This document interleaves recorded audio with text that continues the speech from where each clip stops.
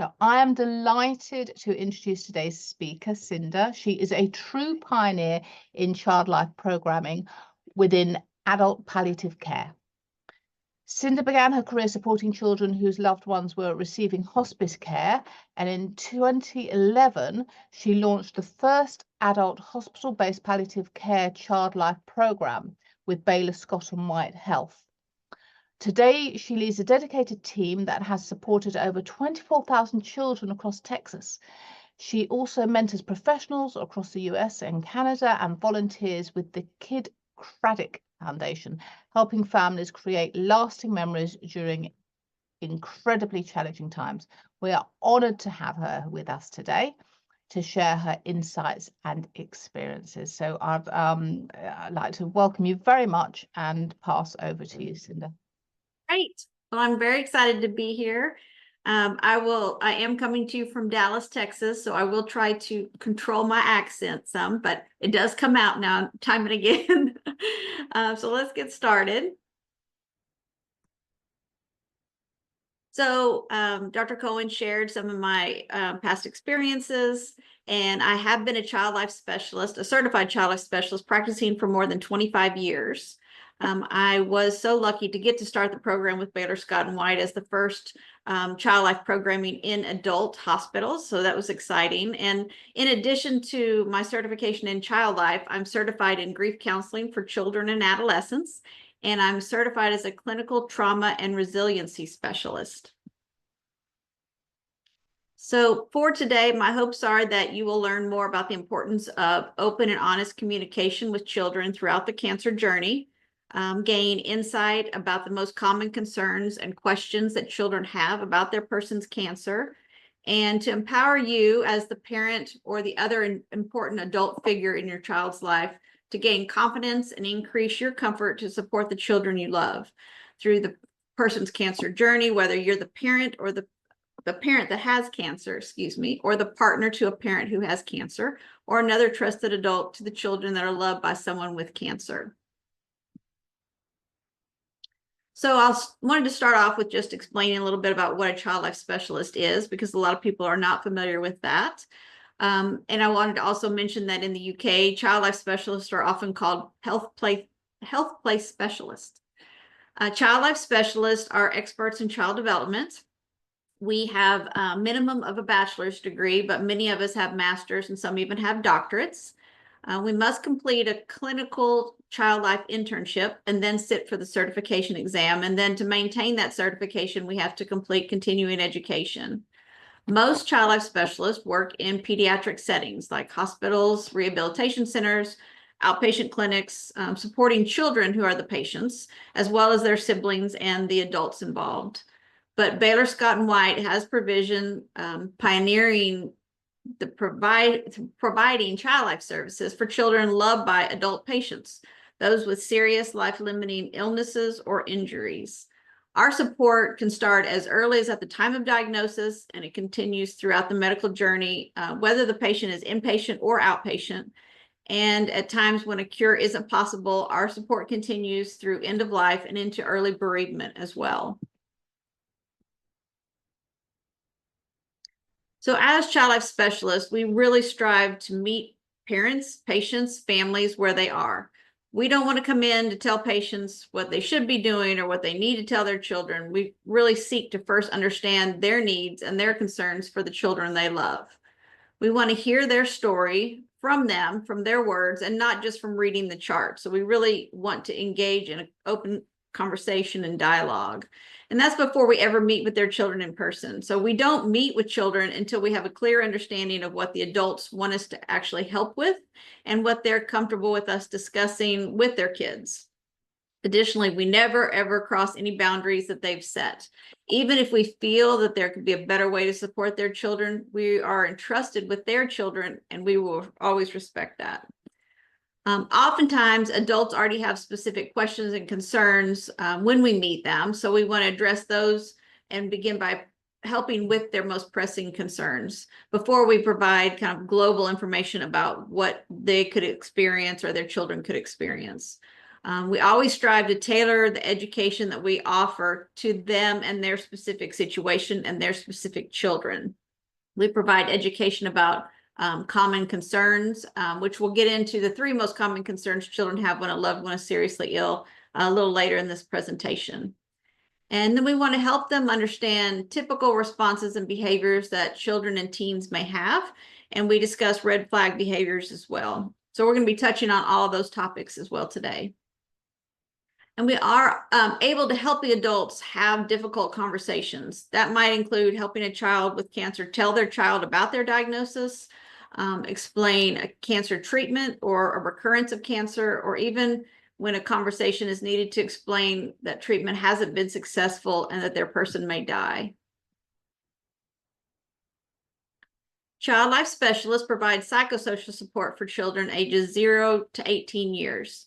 More specifically, that can involve meeting one-on-one with children that are ages 3 to 18, because of course, if meeting with children under the age of 3, they would be struggling to understand our interactions and it wouldn't really be beneficial for them.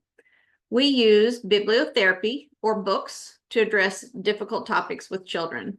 With books, the children can relate to the characters and that can help them more easily engage in really challenging conversations. It's always great to read to a child and have them recognize through the character, oh my gosh, they have cancer just like my mom does.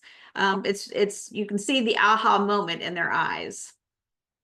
We utilize medical play, often using real medical supplies and shadow buddies like the one this little girl is drawing on in the slide.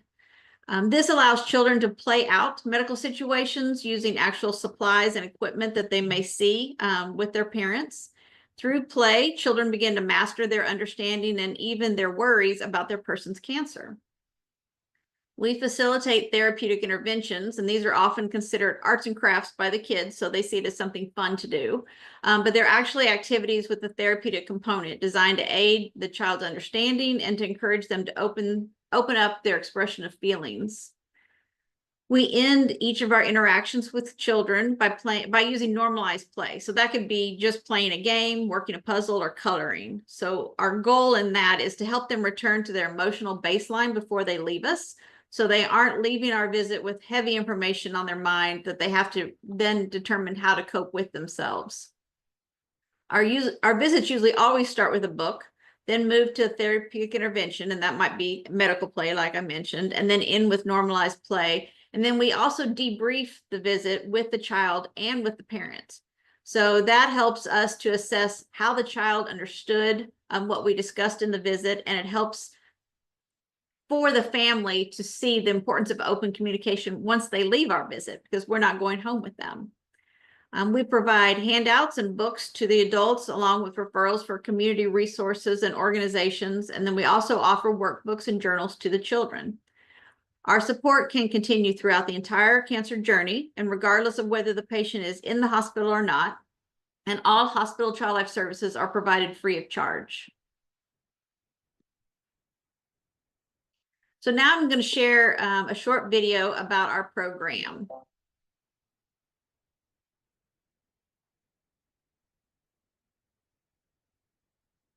He was born November 22nd. It was healthy pregnancy, and Jack moved around all the time. And then when he came out, he's still moving around. He's very active. He won't sit still. You know, he likes to be outside, riding his bike. I found a love in July of this year. We got diagnosed really quickly that it's a stage 3 triple negative breast cancer. I just didn't want her to go through all that. I didn't really think I didn't think she was going to die. I just thought, you know, just her being on chemotherapy, and I just didn't want her to have to go through that. It's a lot of information for us to process, and then Jack is very thoughtful and he takes everything in. We didn't want to screw this up. This was important. We learned about Cinda and the child life specialist. When I met them, they were worried about how Jack was going to respond, and especially as she had just started her treatment. I thought she did a great job of explaining to us how to explain to him it was a big relief, to have someone who could come in and that I knew what she was doing. We know when a patient is going into chemo that there's a high likelihood that they're going to lose their hair. And Cinda said, which is an awesome recommendation, instead of me crying in the bathroom, cutting my hair, we had a party, we had a head shaving party, and Jack and his cousin helped shave my head. It made it not a sad thing or a weird thing, it just made it, hey, this is fun, my mommy doesn't have hair now. You're doing a very nice job that time. It took some time for Jack and I to build a trust and rapport. Cinda's really good at incorporating play with talking about what's going on. We created a mommy doll that more matched what his mom was going to be going through. Mommy's going to have an IV and mommy's going to have tubes, and it just like, it actually got me. Oh, that's what that looks like. I've actually had parents say, even early on in the process, that they're so thankful to know that their child trusts me and that there's going to be someone to support him should the worst happen and should they die. I have too much to teach him and too much to do. And I just thought I look at his face and think, I can't leave you yet. If that came to pass, he would have someone that he already knows who understands him. It's incredible to be able to offer this to families and to feel like, well, I may feel I'm playing a very small role that can have such a big impact. The peace of mind I have and the confidence I have in Cinda, in the way she communicates to Jack, I mean, I just feel like it's really helped him. Because when you're trying to cope and deal with all this, it's very difficult to understand from his level, and to have someone on your team that can help you walk through this very difficult time is absolutely invaluable. It is just such a great feeling knowing that, I mean, while this family is going through very difficult situation, and I can't help them with that part, I can help them with this part, and it's my contribution to their medical journey. I love it. What I always love to share after showing that video is that Carolyn is doing so well. She has been cancer-free for several years, and Jack is just entering high school and thriving. They're a really special family.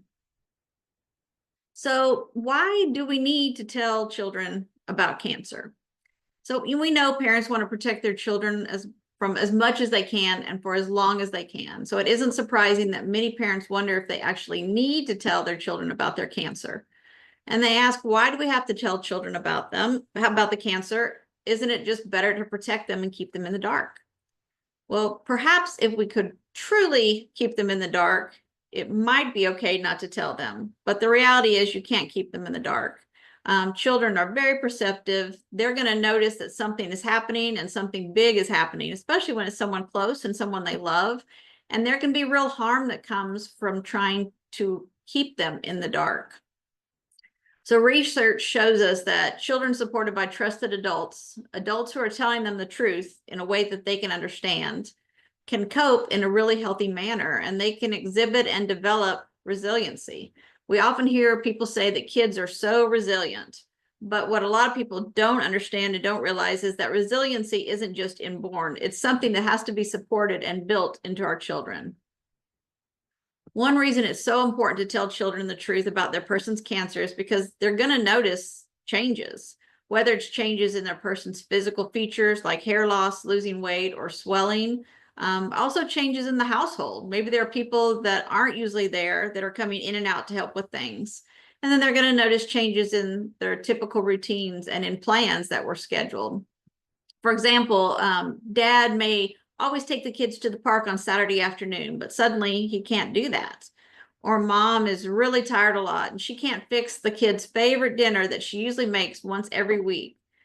Kids pick up on those very small, subtle changes.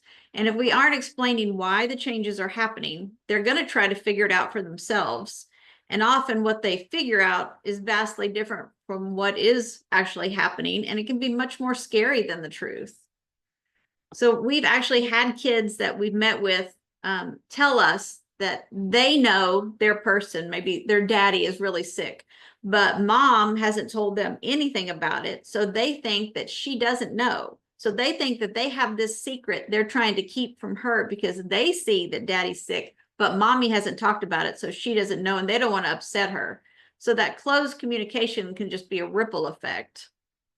So having early, open, honest discussions promotes continued open conversation beyond that first conversation. It helps kids know that they can trust their adults, and their adults are going to tell them the truth. It helps them feel that they can ask questions instead of just trying to sneak around and find that information out for themselves. And I've met some pretty ingenious kids. When they're trying to get information, they will do whatever it takes. They listen in on conversations, they read emails, they read text messages. They're often going to seek information for themselves on the internet. I mean, even really young kids. I mean, I've had an 8-year-old who was looking up information on cancer about his person. They just want to try to answer the questions that they have, and they sometimes don't know who to ask if the conversation hasn't been started. So one really important reason to engage children in open, honest communication is simply to help them feel loved, respected, included, and safe. That open communication reinforces their trust in you, their special grown-up.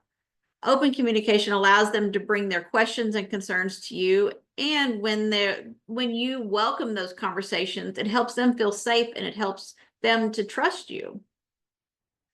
We also know that open and honest discussions with children reduces stress. When kids or adults are armed with information, it's empowering. So just like if you aren't being told all the information, even if they don't have all the information yet, when kids are trying to find information and there is information to be shared, but you're not sharing it, it can make that out of control situation that you're all in feel way worse. So giving that information when it's there in an open, honest way can help to dampen that some, help things feel a little bit more in control. It doesn't mean that they're not going to be scared or worried, sad, or have lots of questions. But research does show us that ongoing, honest communication greatly reduces children's stress and thus improves their coping. Open communication also offers the opportunity to address those 3 most common concerns that children have when a loved one is seriously ill. And again, we'll talk about those concerns in just a minute. So how do we tell them? So first, let's touch on one myth. We hear so often, kids are just too young to understand what's going on. Well, of course, it's true that not all ages are going to understand in the same way. Not that they can understand the information, even if the information is all shared appropriately, it has to be shared appropriately for their developmental level. So even infants and toddlers who don't have the verbal and cognitive abilities to comprehend what's going on, they're going to notice and react to changes in the way that their caregivers are feeling, and they'll notice changes in routine. And if their caregiver is absent because they can't be there to help take care of this little one, then they're going to notice there's something big going on. And a lot of times with little ones, you'll see big emotions come out in them being difficult to soothe. They're crying, they're very clingy. They don't have the words to explain what's going on, but they definitely have the feelings behind them. So when talking with kids that are a little older, I always recommend by starting the conversation first by asking instead of telling. So let the child know that you realize they probably noticed that something that seems to be happening with mommy because she hasn't been feeling good or she has to go to the doctor a lot. So you can ask, what have you heard? What do you know? What do you think is happening with mommy? So this gives you a jumping off point and also helps identify any misconceptions that the kids may have. So an example of a super simple way to explain something really complicated like brain cancer to a very young child. You can say, mommy has an owie in her head. Her owie is called cancer. We don't know why she got cancer, but we know that nothing you did and nothing mommy did made her get it. The cancer is making her brain and her body sick, and the doctors are going to do surgery to try to take the cancer out of mommy's brain. So in just a few short, simple, concrete sentences, You deliver those and then you just stop, pause, and let the child kind of guide you at that point. Give them a little bit of time to process what you just said. That's big information that you shared with them. And then you can ask them more about what they're wondering about. Are you wondering about what cancer means? Do you want to know more about it? They may not want to know more. They may not have any questions. And even if they don't have any questions or want any additional information right now, let them sit with that information and remind them that they can come back to you anytime to ask questions. You know, if they're 4, they're probably not going to ask anything else because they may not really know what to ask. But if they're 6, they may come back to you really quickly with questions. Also, I mean, to kind of back up a bit on telling kids, you know, I think it's important to recognize we have to identify when is the best time to have a conversation like this. You want to make sure that there's going to be time for questions and answers if needed, and time for comforting them if they're upset. So it's real important that conversations like this, these really heavy conversations, don't happen right when you're putting them to bed at night or just before you drop them off at school. Make sure that you're going to be there for additional support, and that you're not dropping this information on them and then leaving them to navigate it on their own or right before they're going to bed.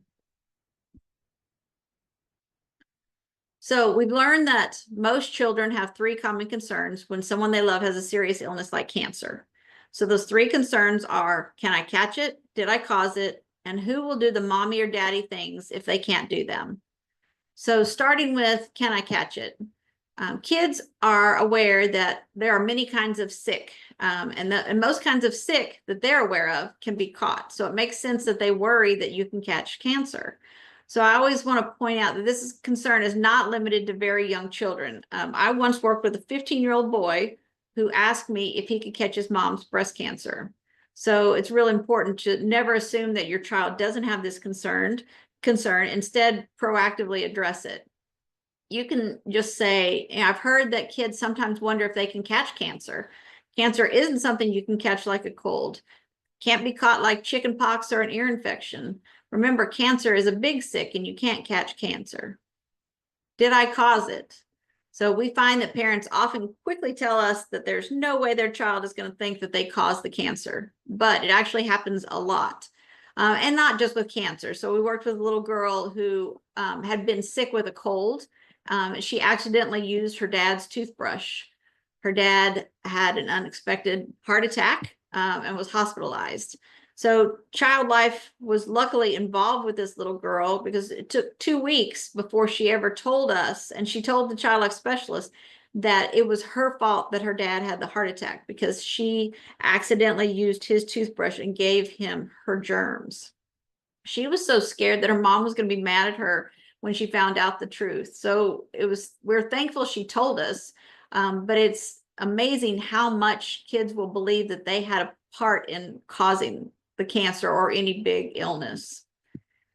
And then there's the concern that comes with, well, who's going to do the mommy or daddy things if they can't do them? So at the surface, this concern seems fairly concrete. If daddy can't drive me to soccer, who will? Will I get to go to soccer?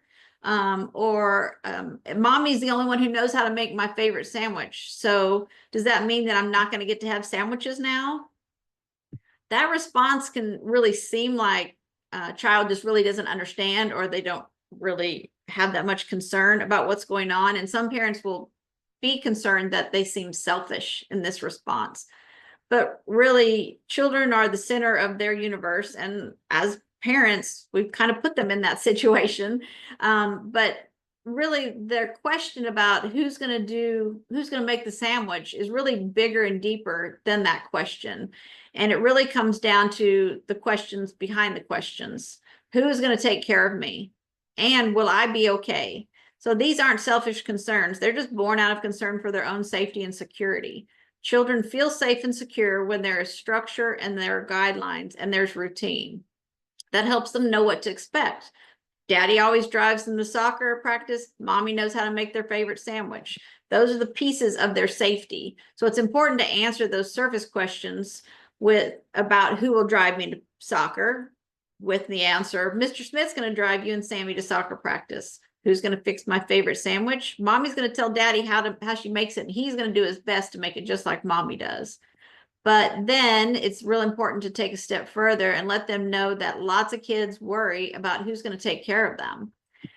Tell them no matter what, there's always going to be someone there to love and take care of them. You're promising them safety and security, and that someone will be there to take care of them if you have to be away. And that some kids will want you to actually go a step further than that and name the person who's going to be there taking care of them if they need it. So you might always want to be prepared for that question if it comes as well. So when it comes down to actually telling children about cancer, there are lots of great resources to help. Of course, I'm biased because I believe a child life specialist or a health play specialist, or even a registered play therapist will be the best healthcare professionals to reach out to. But there are other resources if you don't have access to one of those professionals. So the book at the middle here, How to Help Children Through a Parent's Serious Illness, is one of my favorite books to recommend to families going through cancer. It's a really easy read. It has short chapters. You can just look up a specific topic, read that short chapter, get your answer quickly, and real easily. So there are also books written for children as well, like these that I've included on the slide. I've also included some reputable websites, Niemer's Kids Health, cancer.org, which is American Cancer Society, and healthychildren.org, which is a website run by pediatricians.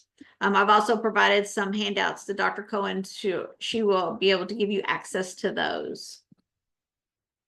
I want to spend a little time talking about what behavioral changes you may notice in your kids when you learn about your cancer or when they learn about it. We'll touch on typical changes that are usually expected and those that are usually short-term, as well as red flag behaviors, which are more concerning. So typical changes you may notice include changes in appetite. They may eat more, eat less, changes in sleep patterns, having trouble going to sleep, staying asleep, or struggling with nightmares, or just struggling to sleep in general.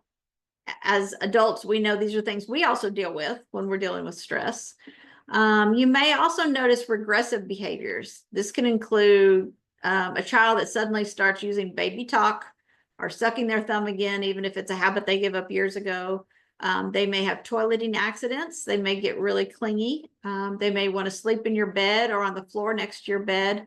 And then regression can even include things like temper tantrums, and in general, acting younger than their age. And so it's not confined to just young children. It can happen in teens as well. Physical symptoms can sometimes arise. Your child may suddenly begin complaining of headaches or stomach aches, or of feeling excessively tired. These can, of course, be certainly legitimate symptoms, but they can also be symptoms that manifest in relation to stress or out of concern that they may have caught your cancer. So if these are things that your child continues to complain about, I would encourage parents that they speak to their pediatrician just to rule out any big concern about a physical symptom. But more often than not, the symptoms are really manifestations of their stress.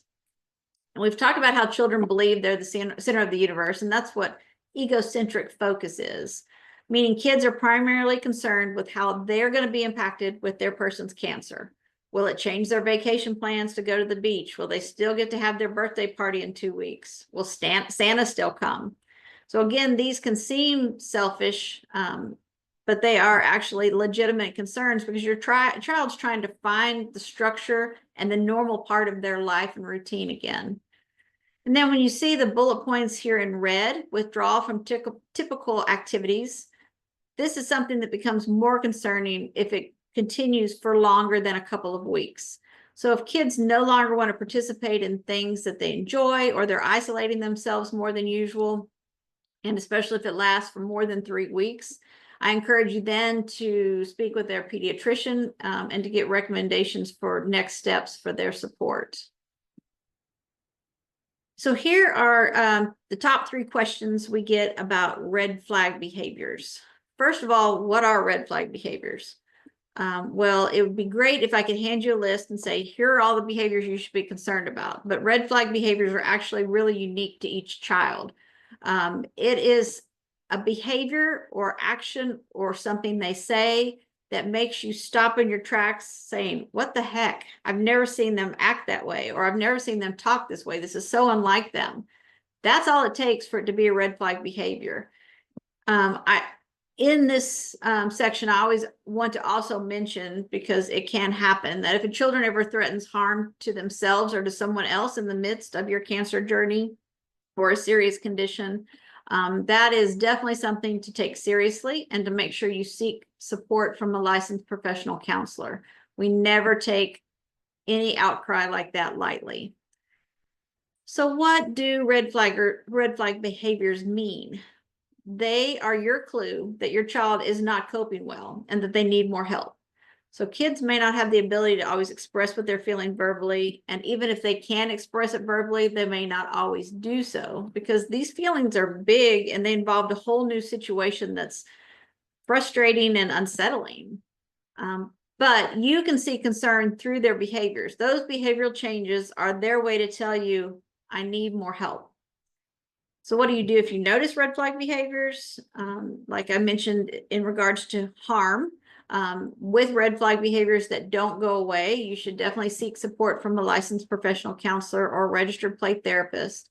Your child's pediatrician or your own primary care doctor can offer recommendations for referrals, or friends or family and support groups that you're involved with can also offer recommendations. So we've discussed why we need to tell kids about their person's cancer, how to do it, some of the most common concerns, where you can find help for these conversations, typical behavioral responses, red flag behaviors. And so now I just want to touch a little bit on how to help your kids cope. So first of all, you can help your kids cope by modeling your own healthy coping. Encourage them to share their feelings with you, and you do the same with them. I know a lot of parents are really hesitant about crying or having feelings in front of their kids, especially when they're talking about their own cancer. But having and sharing your feelings with them, it shows them that it's okay for them to also have those feelings. So I think I always want to preface this with saying, you know, sometimes our feelings as adults can get really big, and you can usually tell if you're going to have one of those emotional outbursts that's difficult to control. That is a time I would step away from being in front of your kids, because those type of emotional outbursts can become scary for them because they've never seen their mom or dad in such emotional distress. But for emotions that you want to share, like being sad or worried, scared, or crying because you are experiencing one of those feelings, it just teaches them that it's okay for them to share their feelings as well. It helps them feel safe in doing that. Understand that your kids may grieve for the changes in their lives, like changes in plans. I worked with a family that they were getting ready to go to Disney World when mom was diagnosed with cancer. So you can imagine this trip that they've been planning for a year is now canceled, and it rocks them. So they grieve, and that grief can come out in, you know, feelings of anger and frustration. They can also just grieve over changes in the typical routine, like they usually go to their grandma's house after school, but now there's not anybody who can take them over there because there's no one to drive them there. So help them feel a little more in control during this out of control time by preparing them for what will change and what won't change. Is somebody coming to your house to stay with them? Are they going to someone else's house to stay? Is their aunt going to pick them up from school instead of their dad? So share these changes in routine with them in advance as much as you can. I know there are times you can't, but when you know it's coming, it can be really helpful to share that with them. It gives them a feeling of security, knowing the routine is changing and what's going to happen. I always recommend having a family calendar in a place where everybody can see it. You can write changes to schedules, changes to people who will be in the house or where they might be staying, and remind them to check the calendar that you've written that up there. Look for ways to help your children feel secure. Like we talked about, structure and guidelines help increase feelings of safety and security, but it's also good to ask your kids, you know, what can I do to help you feel more comfortable? And understand there's a good chance that your kids are gonna seek support or ask questions to other adults. This is what they do. So make sure you're gonna let the adults that are involved with your kids, whether it's coaches, teachers, whomever is close to your whomever is an adult that's close to your child, let them know how you've explained your cancer and your treatment to your children, because you want them to use the same words. And you don't want them to throw in something that the children haven't been informed about, because that just adds to confusion. So some things to try to avoid. Avoid excessive leniency. It is not uncommon for parents to want to give in to things when their family is uprooted by a cancer diagnosis. You know, you might usually only give your kids dessert two times a week, but now you're letting them have it every night, or their bedtime's usually 8, but you're giving in and letting them stay up until 9. While we sometimes want to give in just to cut kids a break, some of those things that they are really important because they're things they count on in their routine, and then they're suddenly not in place if you're giving in and giving them leniency. So these leniencies that you can give into, while you think in the moment it can make things a little less stressful or a little less difficult, it could actually in the long run cause more distress to the kids. It's important to avoid overloading kids with adult responsibilities. Of course, it's okay to ask them to help out with things that are appropriate, but vital to avoid suddenly require them to be the adult and take on adult responsibilities. It's a good idea to have them, it's not a good idea, excuse me, to have them take over things like doing all the cooking because mom does that, or the cleaning or laundry, or becoming the man of the house and in charge of protecting others. You know, kids take those responsibilities really seriously. And they can feel like they have failed if they can't fulfill the role that's being placed on them. Also, it's really important to avoid having children assume adult caregiver responsibilities. Kids want to help take care of their person, but we need to make sure that the caretaking is appropriate. So children should never be in charge of dispensing medications or reminding someone when it's time for medications, or for hygiene needs, dressing changes, etc. When children want to help, let them do things like bring in a blanket or take a glass of water. It fulfills their desire to help, but without putting them in a position where they could be at risk. And avoid speaking in absolutes and making promises so that you don't accidentally cause mistrust if you promise something that doesn't happen. And understand it's okay when you don't have an answer to say, I don't know.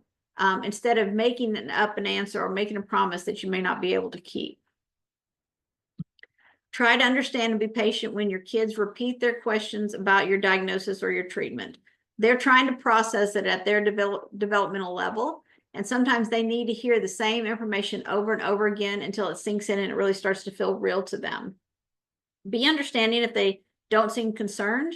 It can disturb parents when they share their cancer diagnosis with their child and their child seems unconcerned and just says, can I go play now? This is actually how they process big information and how they cope with it in a healthy way. So they take in a little bit of serious information, go back and do something they enjoy, and then come back to process it a little bit more. But in the moment, it can look like they don't care, or they don't understand, or they're not concerned.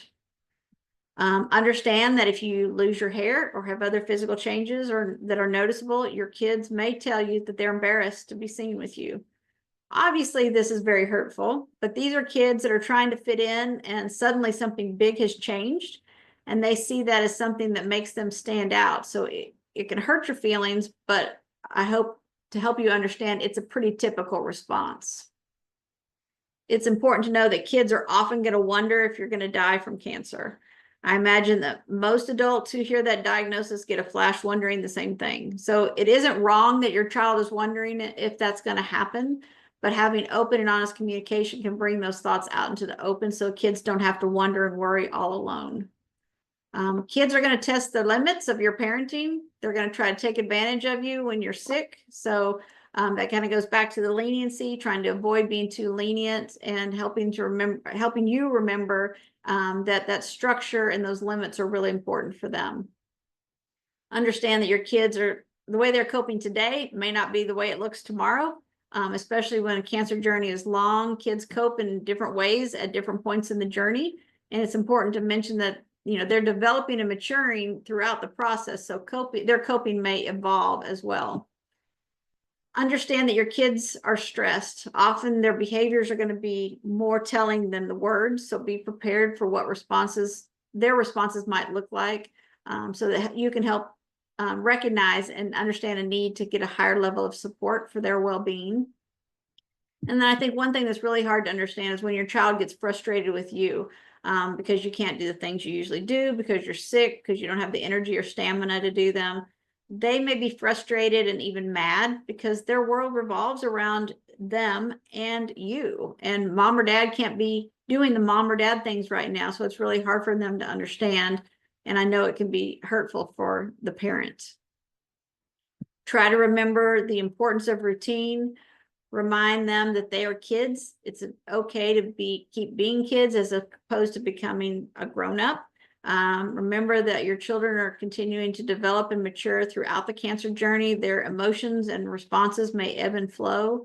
And most importantly, remember to continue living life with your children. It will look different, but for them, time together is so important. Plan for family time, fun things to do together. And even if it looks a lot different than it usually does, that time together as a family, having a good time and not just talking about cancer is so vital for all of you. And finally, cut yourself some slack. You can't prepare and anticipate every situation that you might encounter during this journey.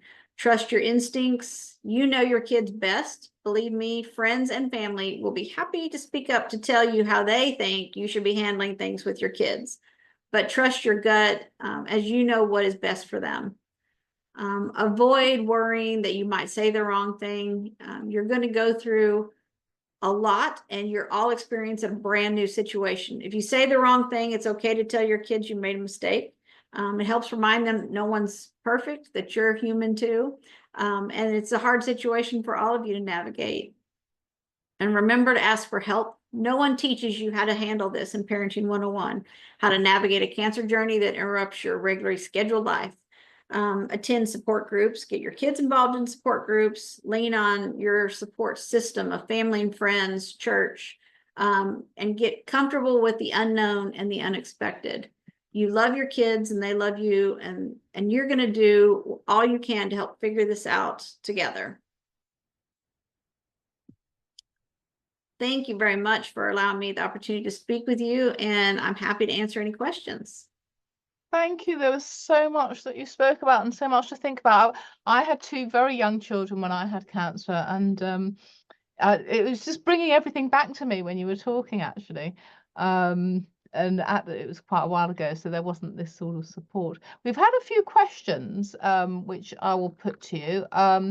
So our first question is, my daughter has high functioning autism, so I'm never sure what she understands. She's bright and can read, she's 11, but also not sure how she would take the news. Can you give any advice?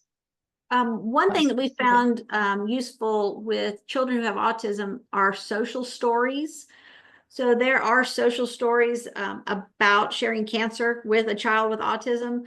So even just Googling social stories for autism and then channeling that down to stories, social stories for children about a parent's cancer can be helpful. And it sounds that she is high functioning. So even considering a conversation at a younger developmental level. So if she's 11, but maybe using terminology and verbiage geared towards more a 5-year-old might be beneficial. Whenever we're talking about having a conversation with kids with multiple ages in one meeting, like, you know, a family unit, the youngest child's 5 and the oldest is 15, we're always going to speak to the youngest so that they can help them have the developmental understanding. The older kids will have more insight and questions, but we need for the youngest to understand. So in supporting a child with autism, I would consider it in similar fashion, speaking to them with words and explanations towards a younger child, younger than their age, but also looking for social stories. That's very helpful. And if you share my email information, I'm happy to send some social stories too. At what age do social stories stop being relevant to somebody with autism? I don't think they ever have to stop being relevant, and actually can be used for children without autism as well, because it is a very basic, simple way to explain a lot of things. So in child life, we use social stories to help explain to a child about their own diagnosis or about changes that are coming in their treatment plan when they're the patient. But really social stories are so helpful throughout, and not just for children with autism, but, you know, throughout childhood. Okay. Then we have another question. I find I spend too much time worrying about my kids and not on what's happening. In a way, it's good, but not sure it's mentally healthy. That's true, but I mean, as a parent, that is pretty typical. I mean, when parents hear those words, "you have cancer," their next thought is usually, "what about my kids?" So I think it's hard for, I could say, relax a little bit. You know, your kids are doing well, but I'm not in your shoes, and you're the parent, and you're watching your kids, and you're worried, and that's okay. But it is going to become unhealthy if you can only focus on that and not focus on your own well-being, because you also have to focus on finding those means to become healthy again. With kids, you know, I think it's important to check in with them, you know, ask them every once in a while, "Hey, do you have any questions? Anything you want to know about my doctor's appointment today?" But don't hound them. Don't constantly do it. Let them have the opportunity to come to you.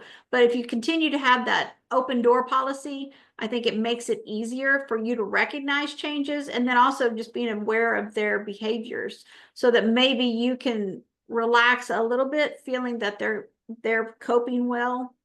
But if you're concerned, you also can ask, you know, a professional, a counselor or child life specialist, you know, how do I know for sure they're doing okay? And then they can help offer more insight into your particular kids. And is there a time that you should start talking to your kids about it? I mean, when you're first diagnosed, before staging, you have no idea whether, you know, what stage you're at, what's going to happen, what sort of treatment you have. So should you be waiting till you know the treatment or what stage, or is it a better idea to tell them straight away that something's happening and, you know, we're not sure what's going to happen in the future, but things are going to change? Is there a good time? There is. I think the sooner the better is always the key, because even when you don't know everything, you don't have all the answers, they're noticing changes. So by that point, you've already been making phone calls. You're already likely going to doctor's appointments. Your routine is changing, and their routine is probably changing as well, for, you know, imaging studies or biopsies or any of the things that come prior to the actual staging and treatment plan. So they know something's up. The sooner you involve them in that conversation, even though there are still a lot of unknowns, letting them know you will tell them more when you know more, it just helps them feel more included and less lost in that early stage. And it sounds like good advice in general for bringing out children. You know, if things are, you need to be honest with them and tell them what's happening with life. So it's just hard sometimes, isn't it? It Because is. you don't want to tell them. You don't want to tell them the bad stuff. It is. And so many parents say, you know, what if they ask me if I'm going to die? I mean, that is the question that sometimes keeps parents from telling their kids that they have cancer, because what if they ask me that? And, you know, I think the important thing is to say, you know, look, I'm doing everything the doctors and nurses are asking me to do and encouraging me to do. I'm doing everything I can to be healthy again. I don't want to die from this either. And I promise I will tell you if something changes and the treatment's not working. But right now I'm doing okay, and I'm just following their advice and the treatment plan. So we never want to rule out that, because I mean, with and without cancer, we don't know what tomorrow brings. But having the conversation that they know they can ask that question if they're really worried, it relieves the stress for you, and it also relieves the stress for them, because generally kids are going to worry about that. And if you do die, God forbid, and it probably won't happen, but if you do and you tell them you're not going to, they could resent you for that as well. They definitely, and I've seen it happen. I have seen it happen. And it's really hard. It doesn't just have mistrust for the person who they've lost. It's mistrust of the people that are behind, that have left behind, who are the people that are now going to be caring for them. They don't trust that they're going to tell them the truth. So it's extremely impactful, even a lie that you never intended. And we have another question. Is my eldest daughter has taken upon herself to talk to my younger daughter about my cancer and be the responsible one. I'm not sure it's good for either of them. So I don't know if you've got any comments on that. That's a lot for a child to feel the burden of responsibility. I would imagine she thinks she's doing it to take the responsibility from you and to help. But that is a lot to carry. And I would encourage you to participate in those conversations and to not encourage your daughter to feel that that's her responsibility. I think it's important for kids to know they can talk to each other without mom there when they all know the same thing. But it's a heavy burden. And one thing that we have seen is that sometimes parents will tell only the oldest child and not tell the younger ones. And they'll tell that oldest child, don't tell your brothers and sisters. They're not going to understand. You're just going to scare them. And again, that adds such a heavy burden for them to have the responsibility of keeping this secret. So while it's nice that she wants to be involved, and I think that's healthy, her doing it exclusively on her own could become a real burden. And she won't necessarily know how to respond to her sister when her sister responds either seeming that she doesn't seem to understand, isn't concerned, like what we were talking about, or she's very emotional and she may not know how to handle that. Okay, well, that's I think this is so important. What you're talking about, there's especially with things like breast cancer and prostate cancer when it affects parents. Well, I mean, all cancer will affect parents in some way, but I know lots of people are getting diagnosed with certain cancer at younger and younger age, and so I think this is a very important subject. It's going to be on our site forever so that people can get insight into everything you've said. It's perfect timing. I just want to say thank you. Ask if there's, I think, see, people are coming and going and coming and going, and I think there's maybe internet issues. I'm not sure. Someone else is just joining us. But I'm going to, so for anybody who has just joined us, I'd say this is being recorded. I'm not sure if you've gone and come.